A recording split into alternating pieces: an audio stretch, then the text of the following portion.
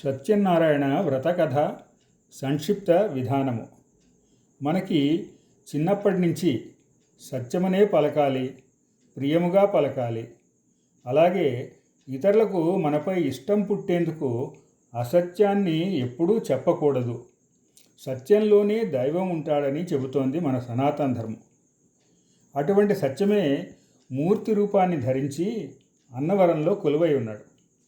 శ్రీ సత్యనారాయణ స్వామి కలియుగంలో వీర వెంకట సత్యనారాయణ స్వామి అనే పేరుతో అన్నవరంలోని రత్నగిరిపై వెలిశాడు. స్వామి తొలిసారిగా పుట్టలో ఆర్చామూర్తిగా దర్శనమిచ్చిన రోజు శ్రావణ శుద్ధ విధియ సత్యనారాయణ స్వామి జయంతిగా అన్నవర క్షేత్రంలో విశేష ఉత్సవాలు చేస్తారు.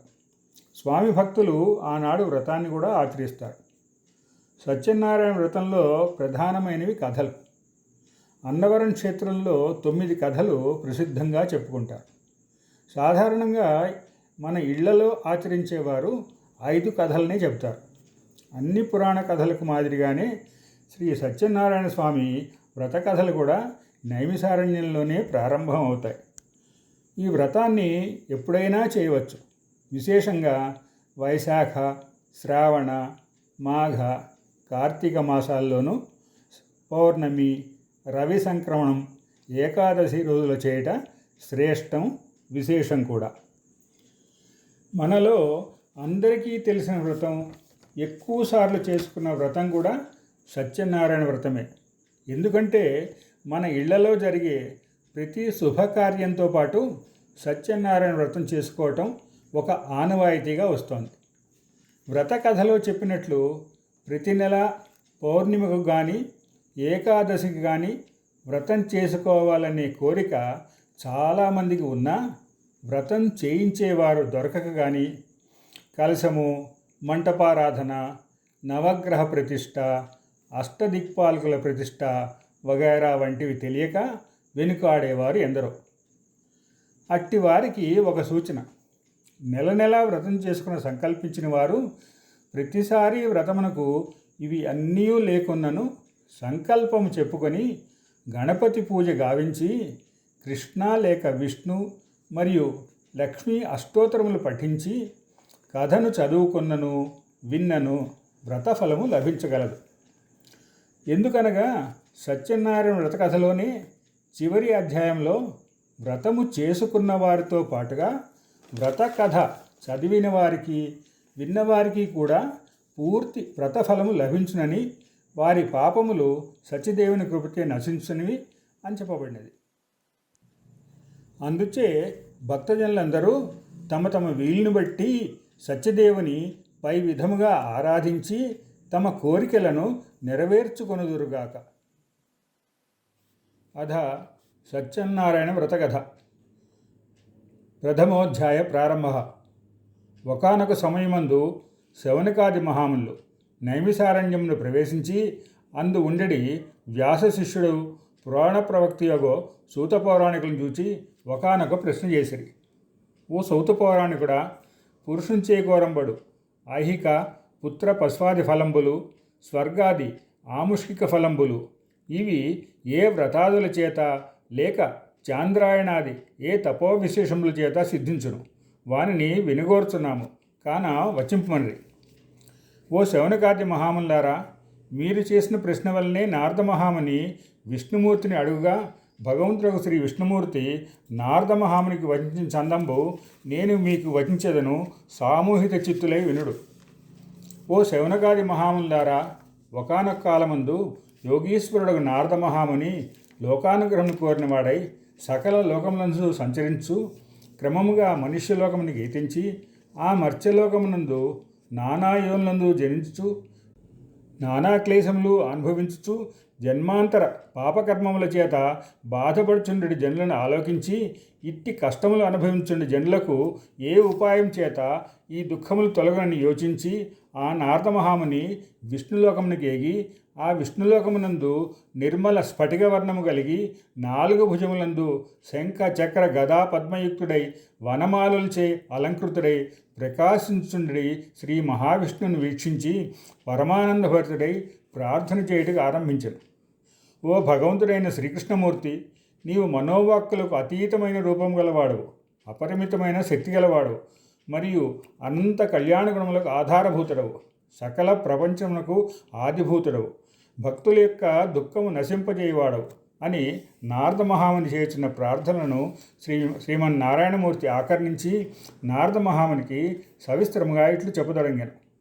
ఓ నారద మహాముని, ఇచ్చటకు ఏల ఏతెంచితివి, నీ మనమ్మునందు ఏ అభిప్రాయమునదో ఆ భావవంతము చెప్పుము, దానికి ప్రత్యుత్తరం నేను చెప్పదనను. ఇట్లు వచించడి నారాయణమూర్తి యొక్క వాక్కును నారద మహాముని విని, ఓ భగవంతుడా, మానవలోకమునందు సకల జనులు నానా క్లేశములు అనుభవించు, నానా యోనులను సంచరించు, పాపకర్మముల చేత బాధపడుతున్నారు. కావున అట్టి బాధల మానవులకు ఏ ప్రకారము ఉపశమించునో అట్టి ఉపాయము వచింపుము, దానిని నేను వినగోరుచున్నాను. ఓ భగవంతుడా, నీకు నా యందు కృపగలదేని దీన్ని చెప్పమను. ఇట్లా నారదుడు ప్రార్థింపగా శ్రీమన్నారాయణమూర్తి, ఓ నారద మహామునింద్ర, లోకానుగ్రహమునందు మిగుల కాంక్ష గలవాడవై యోగ్యమొక ప్రశ్న చేస్తువి. మానవలోకముందుండి జనులకు ఏ ఉపాయం చే క్లేశములు శాంతిందునో అట్టి సులభోపాయము నేను వినిపించదని వినుము. ఓ నారద మహామునింద్ర, మహాపుణ్యకరమై మర్త్యలోకమునందును స్వర్గలోకమునందును దుర్లభమైనట్టి సత్యనారాయణ వ్రతం అని పేర్కొనబడు ఒక వ్రతము కలదు. ఆ వ్రతము నీ అందరి ప్రేమచే ప్రకాశింపజేయుచున్నాను, వినుము. ఆ వ్రతము యథావిధిగా ఆచరించో సకల దుఃఖములను పారద్రోలి ఇహలోకమునందు సకల సుఖములను అనుభవించి పితప మోక్షమును చెందుతారు. ఇట్లు నారాయణమూర్తి చెప్పబడిన వాక్యమును నారద మహాముని విని మరల ఇట్లు ప్రశ్న చేసిన వాడయ్యను. కిం ఫలం కిం విధానంచ కృతం కేనవే తద్వ్రతం తత్సర్వం విస్తరాత్ బ్రూహి కథం కార్యంచ తద్వ్రతం. ఓ భగవంతుడా, ఇప్పుడు నీకే చెప్పబడిన వ్రతఫలమిటిది, దాని విధానమిటిది, ఈ వ్రతము పూర్వం ఎవరిచే చేయబడింది, మరియు ఈ వ్రతము ఏ కాలమందు చేయవలేను, వీటన్నిటినీ సవిస్తరముగా చెప్పమని ప్రార్థింపగా శ్రీమన్నారాయణమూర్తి ఆ వ్రతమును సవిస్తరముగా చెప్పనారంభించను. ఓ నారద మహామునింద్రా, ఇప్పుడు నాచే చెప్పిన వ్రతము దుఃఖోపశాంతి, ధనధాన్య వృద్ధి, సౌభాగ్యంబు, సంతతి, సర్వత్ర జయంబు వీనిని కలుగజేయను.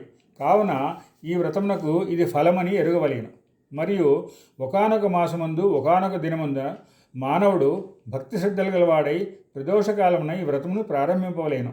మరియు బ్రాహ్మణులు, బంధుజనులు మొదలగు వారితో కూడినవాడై భక్ష్యంబులు, కదలీఫలంబులు, ఘృతక్షీరము, గోధుమపిష్టము, శర్కర గుడము వీనిచే మిళితములకు నైవేద్యంబులు భక్తిచే నివేదించిన పిదప బ్రాహ్మణులకు దక్షిణ తాంబూల ఫలములు సగి స్వజనులతో కూడి సత్యనారాయణ వ్రతాకథాశ్రవణం చేసి పిదప బంధుజనులతో సహా బ్రాహ్మణులకు అన్నదానము సంగుడియేగాక నివేదిత భక్ష్యభోజ్యాదులతో పాదాంశంబు తాను భుజింపవలైనని సత్యనారాయణ స్మరణపూర్వకంగా నృత్య గీతాది వాద్యంబులతో గృహంబును ప్రవేశింపవలేను.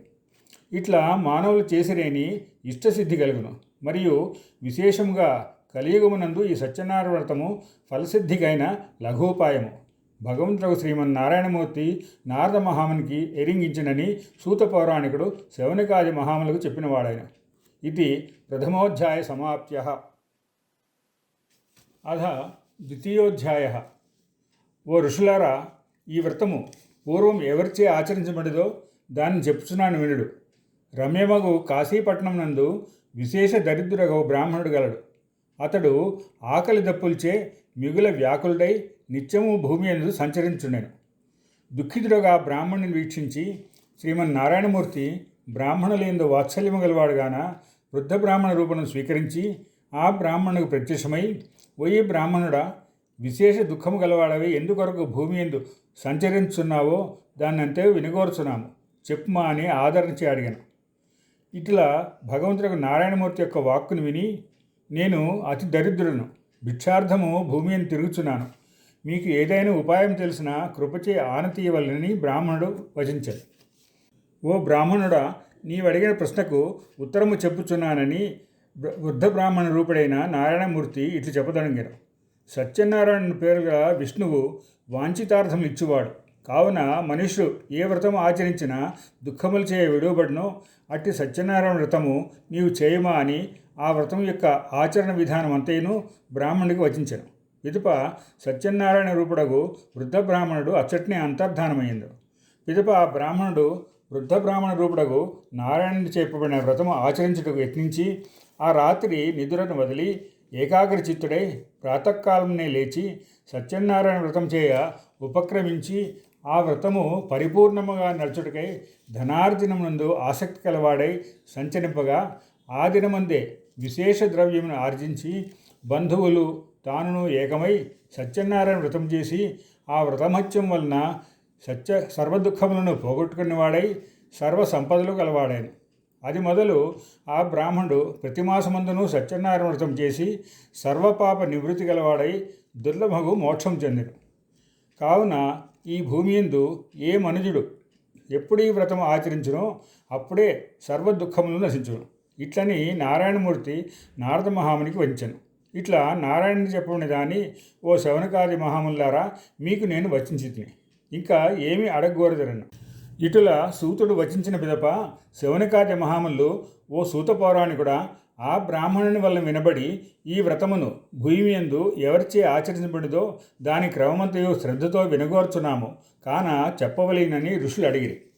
ఓ ముల్లారా, భూమి యందు ఈ వ్రతము ఎవరిచే చేయబడిందో ఆ బ్రాహ్మణుడు చెప్పుచున్నాను వినుడు. ఆ బ్రాహ్మణుడు విభవానుసారముగా బంధువులతో స్వజనులతో కూడి వ్రతమును చేయ ఉద్యుక్తైన వాడాయను. అట్టి కాలముందే ఒకానొక కట్లము వాడు ఆ బ్రాహ్మణి గృహముల వెలుపల కట్టెల మోపును విడిచి దప్పిచే బాధింపడుచు బ్రాహ్మణి గృహములోని కరిగి ఆ బ్రాహ్మణ్ణి చూసి నమస్కరించి, ఓ స్వామి, నీచే చేయబడి వ్రతమెట్టిది, దీన్ని చేసిన ఏమి ఫలము కలుగును, దీనికి సవిస్తరముగా చెప్పుమా అని అడిగాను. ఓ కాష్టములను విక్రయించేవాడా, ఈ వ్రతమును సత్యనారాయణ వ్రతం అనబడును. ఇది సర్వాభీష్టములను సంగును. ఈ వ్రతానుష్ఠానం చేతనే నాకును సమస్తముగు ధనధాన్య సంపత్తు కలిగిందని బ్రాహ్మణుడు చెప్పగా ఆ బ్రాహ్మణుని వలన ఈ వ్రతమహిమను కట్టెలమ్మ వాడు విని తెలుసుకొని మిక్కిలి సంతోషం గలవాడై నీరు గ్రోలి ప్రసాదమును భుజించి తన నగరమునకు వెళ్ళి సత్యనారాయణ స్వామిని మనసారా ధ్యానించు కాష్ట విక్రయం వలన ఎంత ధనము లభ్యమగునో ఆ ధనముచే సత్యనారాయణ వ్రతం చేయుదునని సంకల్పించి మనస్సునందు ఆలోచించిన వాడై కాష్టభారమును శిరస్సునందు ఉంచుకొని పట్నమునందు ఎక్కడ ధనికులుందరో అక్కడికి వెళ్ళి ఆ కాష్టభారం విక్రయింపగా ద్విగుణీకృత ధనము చెందినవాడాయను. నిర్మలమగు మనసు గలవాడై బాగా పండిన అరటిపండ్లు, శర్కర, నెయ్యి, పాలు, గోధుమ పిండి వీటినన్నిటినీ సంపాదించుకొని తన గృహమును ప్రవేశించి బంధుజనులతో కూడుకున్నవాడై యథావిధిగా వ్రతం ఆచరించెను. ఆ వ్రతమహత్యం వలన ధనము పుత్రులతో వీరితో కూడినవాడై ఇహలోకమునందు సుఖమును అనుభవించి అంచెమందు సత్యలోకమునికి వెళ్ళినవాడాయను. ఇది ద్వితీయోధ్యాయ సమాప్త్యః. అథ తృతీయోధ్యాయః. శౌనకాది మహాములారా, మరల వచించేదను వినుడని సూతుడు చెప్పదొడంగాను. పూర్వము జితేంద్రుడు సత్యవాక్కు గలవాడైన ఉల్కాముఖుడని పేరుగల ఒక రాజు గలడు. అతడు ప్రతిదినము దేవాలయము కేగుచు బ్రాహ్మణులకు ధనమొసంగుచు విశేష ముగ్ధురాలుగను కమలం వంటి ముఖము కలిగినట్టి భార్యతో కూడి నదీ తీరమందు సత్యవ్రతమును ఆచరించుండెను. పిదప ఆ వ్రతము ఆచరించు కాలమందే సాధువు అని ఒక వైశ్యుడు వర్తకము నిమిత్తము విశేష ధనముతో కూడుకున్నవాడై వచ్చి ఆ నదీ తీరమందు ఓడ నుంచి రాజ సమీపమునికి ఏగి వినయపూర్వకంగా ఇట్లు ప్రశ్నించెను. కిముదం కురుషే రాజాన్ భక్తియుక్తేన చేతసా ప్రకాశం కురు తత్సర్వం శ్రోతుమిచ్చామి సాంప్రతం. ఓ రాజా, నీవు భక్తియుక్తముకు చిత్తముతో చేయుచున్న ఈ వ్రతము ఎట్టిది, దాన్నంతయో వచింపని వినగోరుచున్నానని పలికెను. ఇటులా వయస్సుంచే ప్రార్థింపబడిన వాడై రాజు, ఓ సాధువా, నేను సంతానమును కోరినవాడై అనంత తేజస్సు గల విష్ణుమూర్తి పూజను వ్రతమును సర్వజనయుక్తుడినై ఈ వ్రతమును ఆచరించున్నానని వచించిన రాజు వాక్యమును ఆలకించి సాధువను వైశ్యుడు ఆసక్తితో, ఓ రాజా, ఈ వ్రతమును అంతయు ఉపదేశింపుము, నేనును ఆ వ్రతమును ఆచరించదను, నాకును సంతానం లేదని పలికెను.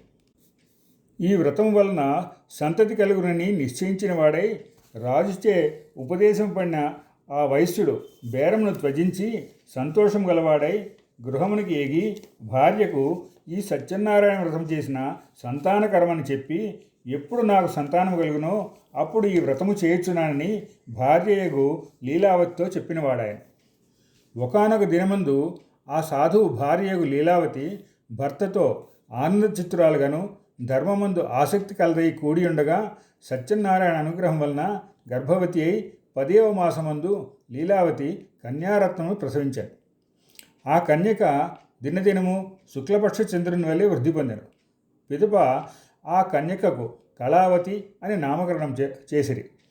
అనంతరమందు లీలావతి భర్తయ్యకు సాధువును గూర్చి ఓ స్వామి, పూర్వమందు సంకల్పించుకున్న ఈ వ్రతమును ఎందు నిమిత్తం చేయరని అడిగాను. ఓ ప్రియురాల, ఈ వ్రతము మా చిన్నదాని వివాహకాలమందే చేయదుమని భార్యను ఊరడించి పట్నమునకు వెళ్ళింది. అనంతరమందు కళావతి అను కన్య తండ్రి యొక్క గృహమందు వృద్ధి పొందుచుండగా ఆ కన్యను తండ్రి చూచి పట్నమునందు స్నేహితులతో కూడి ఆలోచించిన వాడై కన్యా వివాహార్థము బుద్ధిమంతుని విచారింపుమా అని ఒకానొక దూతను శీఘ్రముగా పంపాను. ఆయనచే ఆజ్ఞాపితులకు దూత కాంచన నగరముకు వెళ్ళి ఆ పట్టణం నుండి వైశ్యకుమారుని పిలుచుకుని వచ్చిన వాడాయన.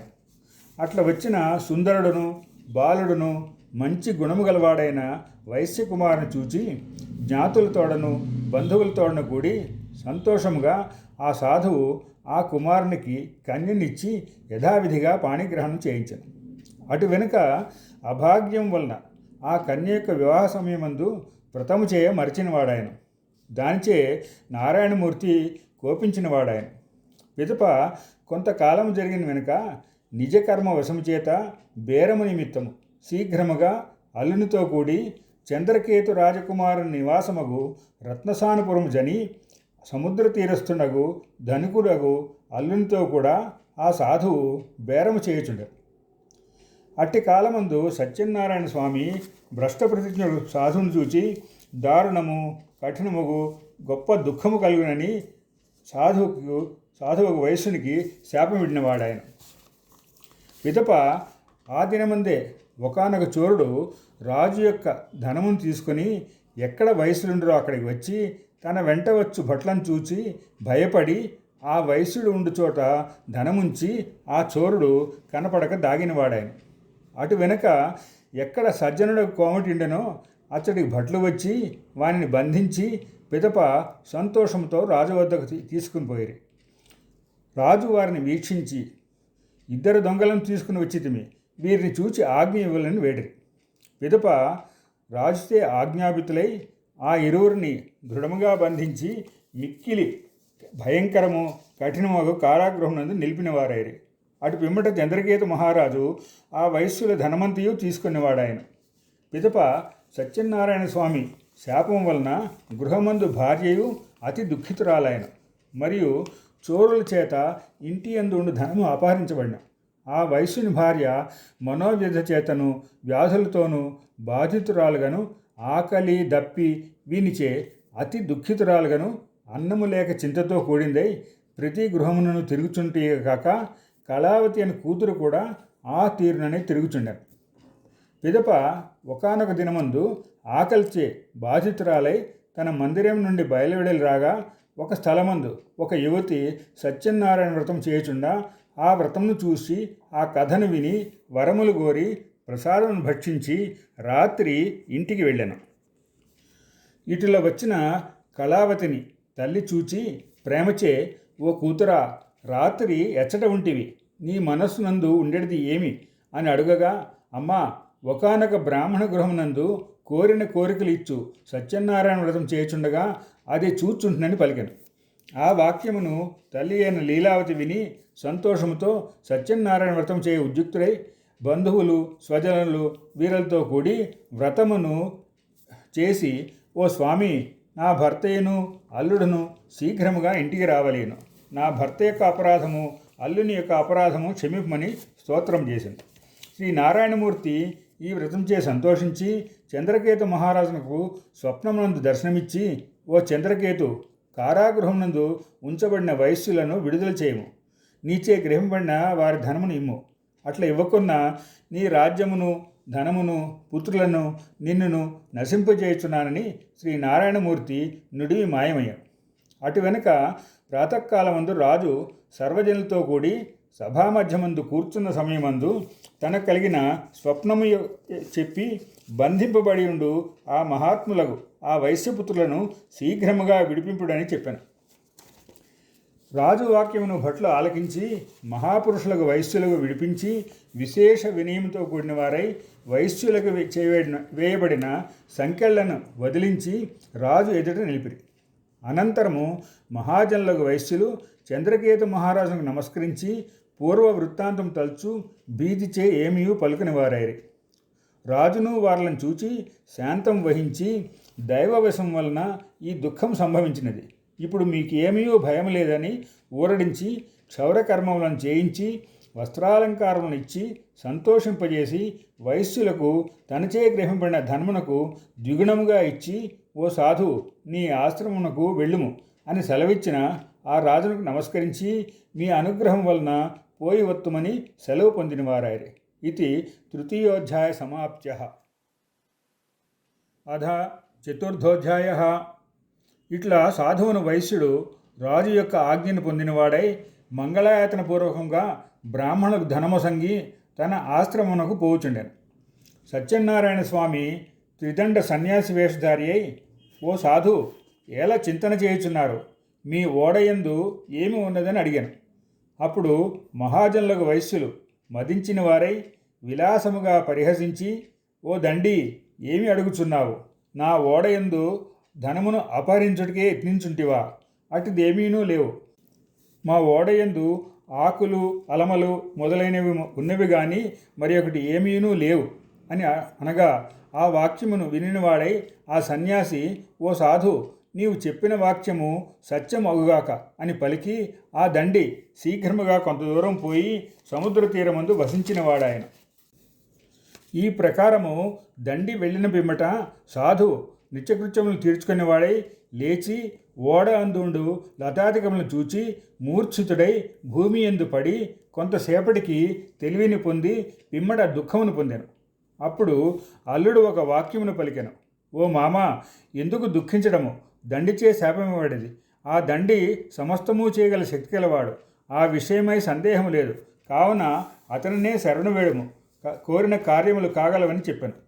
అల్లుని మాటలు విని ఆ సాధువు దండి సమీపనకు పోయి ఆ దండిని చూచి వినయముతో ఆదరణపూర్వకంగా నమస్కరించి, ఓ స్వామి, మీ సన్నిధి యందు ఏ దుర్మార్గము పలకబడిందో ఆ అపరాధం క్షమింపు అని మాటిమాటికి నమస్కారం చేసిన వాడై గొప్ప శోకముచే వ్యాకులుడై విలపించుండెను. ఆ వయస్సును చూచి, దుఃఖింపకమా, నా మాటను వినుమా, నా యొక్క పూజా విముఖుడవైతివి గాన, ఓ దుర్బుద్ధి గలవాడా, నా యొక్క ఆజ్ఞతే మాటిమాటికి దుఃఖము కలుగుచున్నదని చెప్పుచున్న భగవంతుని మాటలు విని ఆ వైశ్యుడు ఇట్లు స్తోత్రం చేయ ఉపక్రమించాడు. ఓ నారాయణమూర్తి, బ్రహ్మ మొదలైన సమస్త దేవతలు మీ మాయచే మోహితులై మీ యొక్క గుణమును రూపమును గురుతెరంగరుగాన మూఢుడునగు నేను మీ మాయచే మోహితుడినై మీ స్వరూపమును ఎట్లా తెలుసుకొనగలవాడను? కాన ప్రసన్నుడవు కమ్ము, నా విభవానుసారముగా పూజ చేయుచున్నాను. కావున పూర్వపు ధనమునిచ్చి శరణాగతుడినై నన్ను రక్షింపమా అని ప్రార్థించాను. సాధువు యొక్క మాటలు నారాయణమూర్తి విన్నవాడై కోరిన వరములిచ్చి అచ్చటనే మాయమయ్యను.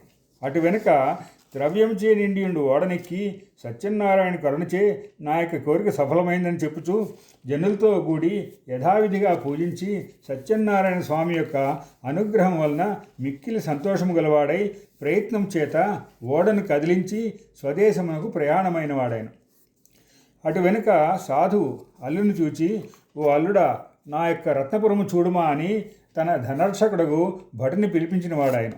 ఆ భటుడు పట్నమునకు పోయి సాధువు యొక్క భార్యను చూచి ఇష్టమగు మాటలను పలికి నమస్కరించి అంజలిబద్ధుడై ఈ పట్టణము యొక్క సమీపమందు సాధువు అల్లునితో కూడా వచ్చి బంధువులు స్వజనులు వీరులతో కూడి ఉన్నాడని చెప్పాను.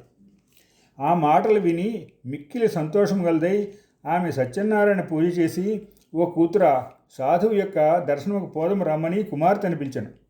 ఇట్లా పిలుచున్న తల్లి మాటలు విని తానును సత్యనారాయణ పూజను చేసి సమాప్తి చెందించి ప్రసాదమును భుజింపకయే తల్లితో కూడా ఆ కళావతి అని కన్య భర్తను చూడ వెళ్ళింది ఆయన. అందుచే సత్యనారాయణుడు కోపించిన వాడై దాని భర్తను ఓడను ధనముతో కూడా నీటి యందు ముంచిన వాడాయన. అటు వెనుక కన్య కళావతి తన పతి కానందై మిక్కిలి దుఃఖము చే రోదనము చేయుచు భూమి ఎందు పడిన. ఆ కన్యకను ఓడను చూచి సాధువు భయయుక్తమైన మనస్సే ఇది ఏమీ ఆశ్చర్యమని వచించిన వాడాయన. అచ్చట ఉండిన తీర్థవాసులు కూడా విశేష చింతగలవారారు. అటు వెనుక లీలావతి దుఃఖపరవశరాలై విశేష దుఃఖముచే విలిపించున్న భర్తను గూర్చి ఇట్లు పలికను: ఓ స్వామి, ఇప్పుడు నీ అల్లుడు ఓడతో కూడా కనపడకపోయాను. ఇది ఏ దేవుని విలాసము చే ఓడ అపహరించబడినదో తెలియదు. సత్యనారాయణ యొక్క మాయను తెలుసుకున్న శక్తులెవరు అని విలపించసాగారు. దానిని చూచి తల్లియగు లీలావతిను బంధుజనులు ఏకమై ఆ కన్యకను కౌగలించుకుని విశేషముగా రోదనము చేసిన వారే. పిదప కళావతి అనే కన్య తన పతి నశించుట చేత మిగ్గుల దుఃఖముచే పెనిమిటి యొక్క పాదుకలను గ్రహించి సహగమనముచే ఉద్యుక్తురాలైన. ఇట్లా ఉండ కన్య యొక్క చరిత్రను చూచి ఆ సాధువు భార్యతో కూడా అధిక శోకంచే సంతృప్తుడై ఈ మాయ సత్యదేవుందా లేక సత్యదేవుని యొక్క మాయచే నేను భ్రమించితినా అని చింతించు ఇట్లని పలికెను. అయినను మనము సత్యదేవుని పూజను మన యొక్క శక్తి కొలది చేయదుమని అందరినీ పిలిచి తన కోరికను అందరికీ తెలియజేసి సత్యదేవునికి మాటిమాటికి సాష్టాంగ నమస్కారం చేసిన వాడాయన. ఇట్లా ప్రార్థించుండా సత్యదేవుడు వైశ్యుని యొక్క భక్తి విధేయతలను గాంచి భక్తుల యందు వాత్సల్యము గలవాడై సాధువును గూర్చి ఈ మాటలు చెప్పదొడగిన. ఓ సాధు, నీ కన్య నా ప్రసాదమును త్వజించి నాథుని చూచుటకు వచ్చినగాన ఆ కాంత యొక్క భర్త కనిపించకపోయానని చెప్పాను. పిదప ఆ కన్య గృహమునకు వెళ్ళి ప్రసాదమును భుజించి మరల వచ్చి భర్తను చూచిందాయన. పిదప కళావతి అనే కన్య తండ్రిని శీఘ్రముగా ఇంటికి వెళ్ళదము, ఆలస్యం ఎందుకని చెప్పాను. ఆ కన్య మాటలు విని సంతుష్టుడై సత్యదేవుని యొక్క పూజను యథావిధిగా చేసి బంధువులతో కూడి నిజగృహమునకు పోయి ఆమరణాంతము పూర్ణిమ యందును సంక్రాంతి యందును సత్యనారాయణ పూజను చేసి ఇహలోకమునందు సకల సంపదలు అనుభవించి చివరకు సత్యపురమునకు వెళ్ళినవాడాయన. ఇది చతుర్థోధ్యాయ సమాప్త్యః. అథ పంచమోధ్యాయః. ప్రజలను పాలించుటయందు ఆసక్తి గల తుంగధ్వజుని రాజకుడు గలడు. అతడు ఒకానొక సమయమందు వనమునకు పోయి అనేక విధములకు పశువులను చంపి మిక్కిలి బడలి అచట ఒక వటవృక్ష మూలమున దాని మూలమందు సంతుష్టుల గోపకులు భక్తియుక్తులై బంధువులతో కూడిన వారై సత్యపూజను చేయుచుండగా ఆ రాజు వారిని చూచియు అతడికి అరుగక గర్వము చేత నమస్కారం కూడా చేయనివాడాయన. పిదప సమస్తమగు గోపకులు ప్రసాదమును రాజసన్నిధి యందు ఉంచి మరలి వచ్చిన వారై యథేష్టంగా భుజించిరి. రాజు ప్రసాదమును త్వజించుడి చేత దుఃఖమును పొందినవాడాయను. ఇట్లా ఆ రాజు యొక్క పుత్రశతమును ధనధాన్యము మొదలైన నశించను. పిదప రాజు సత్యదేవుని మహత్యము చేతనే నా యొక్క పుత్రపౌత్ర ధనాదులు నశించను నిశ్చయించి గోపాలుడు సన్నిధిగేగి గోపాలులతో కూడి భక్తి శ్రద్ధలతో కూడిన వారై యథావిధిగా సత్యదేవుని పూజించి అతని అనుగ్రహం చేత ధనము పుత్రులను బడిసి ఇహలోకం నందు సకల సుఖములను అనుభవించి అంచెమందు సత్యపురమునకు వెళ్ళినవాడాయన. ఎవరు మిక్కిలి దుర్లభముగు సత్యపూజ చేయుచున్నారో వారు సత్యదేవుని కృపచే ధనధాన్యాధికమును పొందుదురు. దరిద్రుడు ఈ వ్రతము చేసిన ధనధాన్య పుత్ర పౌత్రాది సంపత్తులు చెందును. బద్ధుడు బంధనం వలన విముక్తుడగును. భీతుడు భయం వలన విడుంబడి కోరిన ఫలములను అనుభవించిన వాడై అంచెమున సత్యపురమునకు ఏగును. ఓ శౌనకాది మహాములారా, ఏ వ్రతం చేత మనుష్యుడు దుఃఖముక్తి కలవాడగునో అట్టి సత్యనారాయణ వ్రతం చెప్పి తిని. విశేషముగా కలియుగమందు సత్యపూజ ఫలప్రదముగా ఉండును. కొందరు సత్యదేవుని సత్యేశ్వరుడనియు, కొందరు సత్యనారాయణనియు, కొందరు సత్యదేవుడని చెప్పుదురు. సత్యదేవుడు నానారూపమును ధరించి సమస్త జనులకు కోరిన కోరికలు ఇచ్చువాడై సత్యరూపుడు కాగలడు. కావున ఓ మునిశ్రేష్ఠులారా, ఈ వ్రతమును నిత్యము ఎవరు పఠింతురో ఎవరు వినుదురో వారి పాపములు సత్యదేవుని కృపచే నశించున్నవని సూతుడు శౌనకాది మహాములకు చెప్పినవాడాయన. ఇది స్కాందపురాణే రేవాఖండే సత్యనారాయణ వ్రతకథాం సమాప్త్యః. వ్రతకథ చదివినవారు దేవులపల్లి శ్రీరామ వరప్రసాద్ శర్మ. సర్వే జనా సుఖినో భవంతు. సకల మనోరథ సిద్ధిరస్తు.